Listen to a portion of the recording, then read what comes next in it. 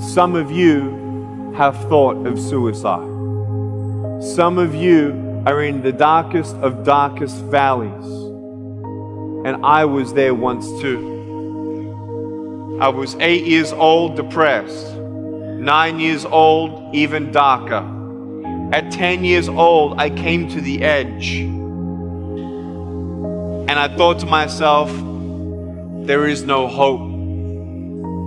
At age 10, tried to drown myself in 6 inches or 15 centimeters of water in my home. I told my dad I just wanted to relax. But really, I wanted to end my life.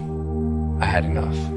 The first 2 times I rolled over, I was trying to work out how much air I hold in my lungs before I let it out. And the 3rd time, in my mind, knowing that I wanted to get out of here because of the bullying in my life, because I was going to be a burden to my parents and I had nothing to look forward to, I realized at that moment that if I actually went through with committing suicide, I would leave a greater burden for my parents than they already had. So when I saw in my mind my mum and my dad and my brother crying at my grave, if I went through with it, that one thought saved me.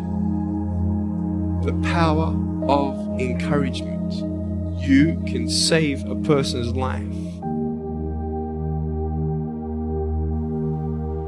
You may have arms and legs, but unless you know 3 things. Number 1, who are you and what your value is? Number 2, what is your purpose here in life? And number 3, what is your destiny when you're done here?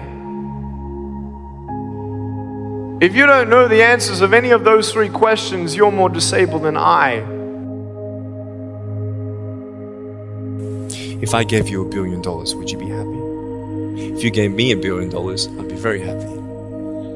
But then if my mum dies tonight, am I happy? No.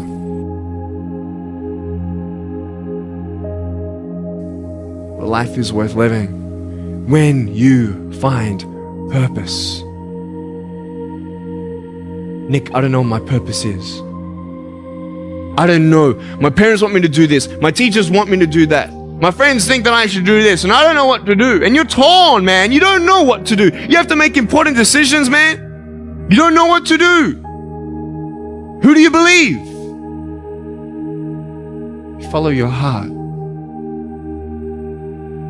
If that's who you want to be, if that's what you want to do in life, then walk to it. One day at a time. You got to come to the truth of knowing who you are and why you're here. William Barclay, he said, the greatest 2 days in anyone's life, the day you were born and the day you knew why. I know that there are 1 billion people going hungry today. I know that this year 1 million people will commit suicide. It's 1 every 40 seconds. I know today there are 120 million slaves, and I've met sex slaves.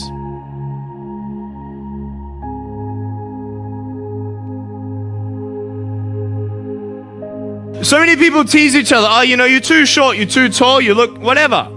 Different hair and all that. It doesn't matter. See, the thing is, when you're in school, when you're growing up in life, it actually sort of matters to people how you look. And then it matters to you because it matters to others. Why? Why does it matter how you look? Because if they don't like you, then who will? If they don't accept you, then who will? I know so many teenagers who look themselves in the mirror and wish that they had a different body. I want to ask you, what are you going to believe? Are you going to believe in yourself? Are you going to believe everybody else's judgment on you? Are you going to believe people when they say that you're a failure? No one really likes you. No one really cares about you. That's what this world is. I want to look like her. If I was taller, shorter, smarter, more popular, whatever you want. It's not enough. And the fear that we have is that we're going to be alone. That we're not good enough. And we have to change ourselves. And so many people put me down and say, Nick, you look too weird and no one's really your friend and you can't do this and you can't do that. And I couldn't change anything. It's not like just fixing my hair one day and everything's fine. It's not like, just whatever. I couldn't change my circumstance. I couldn't just one day wake up and say, hey, give me arms and legs. I need arms and legs. But it was so hard because people put me down. And I started believing that I was not good enough. I started believing that I was a failure. That I'd never ever be somebody who people would like or people would accept. And it was so hard, man. I thought to myself, I can't go on the soccer field like everybody else, and I can't ride my bike, and I can't skateboard, and all these sort of things. And I started getting depressed.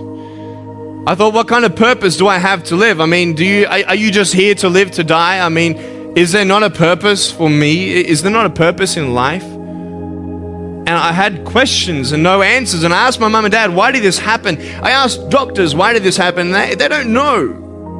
There are some things in life that are out of your control that you can't change and you got to live with. The choice that we have, though, is either to give up or keep on going. Every single human being has value, and my value is not determined on how I look or what job I have or where I'm from, where I was born, how much money, all that stuff is nothing. And it's funny how the friends around you sort of determine who you are. You change yourself. You come to school. And everybody swore around me at high school, so I started swearing. Why? Because it's the cool thing to do. Everybody swears. So I don't want to be left out. And I want to be accepted, so I started swearing. You go to a party, everybody's drinking, so you drink. Why? Well, everybody else around me is doing a big deal. And you start losing yourself, and you start putting your security in temporary things. You start putting your happiness in things that won't last.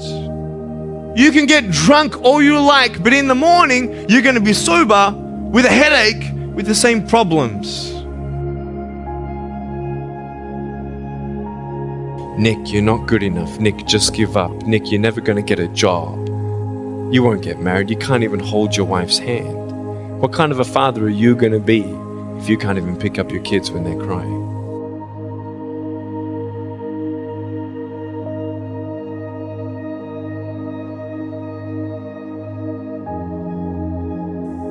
But I tell you, there are some times in life where you fall down and you feel like you don't have the strength to get back up. Because I tell you, I'm down here, face down, and I have no arms, no legs. It should be impossible for me to get back up, but it's not.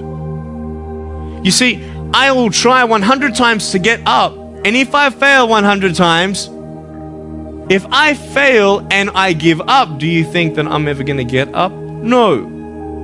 But if I fail, I try again and again and again. For as long as I try, there's always that chance of getting up.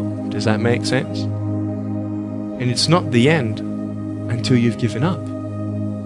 And just the fact that you're here should persuade you that you have another chance to get back up. That we have a choice, either to be angry for what we don't have or be thankful for what we do have. You have a choice every day you come to school to either tease somebody, gossip about somebody, or you can go up to them and encourage them. There's still hope. I'm not here today to tell you that I understand your pain. I don't know how it feels to be abused. I don't know how it feels to feel, quote, fat and you've got an eating disorder. I don't know how it feels to have a broken home. But I just want you to know that it's not the end. It matters how you're going to finish. Are you going to finish strong? At age 10, I actually tried to commit suicide by trying to drown myself in my bathtub. And the only reason I decided to stay was because I didn't want to leave my loved ones with that pain. So I decided to give my broken pieces a chance. Man, am I glad that I'm still here. Today, I still have no arms, no legs. But everything's changed. When I'm 24 years old, 5-6 years ago, I was in California. And I never met anybody else like me. When I was 10 years old, I wish I would have met somebody like me. Never did. Didn't get that miracle. But at 24, in California, I saw a little boy with no arms and no legs, 19 months old, just like me. I knew he was going to be bullied. I knew he was going to go through depression. I knew he would feel alone. I knew that he would get worried if he's ever going to have a girlfriend, and so on and so on. I got the father to bring him up on stage in front of 2,000 people. And everyone was crying. And it was a materialization of when you don't get a miracle, you can be a miracle for someone else. Think of the 3 biggest discouragers in your life. They're not your biggest discouragers. You are. But I hope you are inspired to know that if I can dream big, then so can you. There are no walls. Find your peace, and you'll make your walls doors.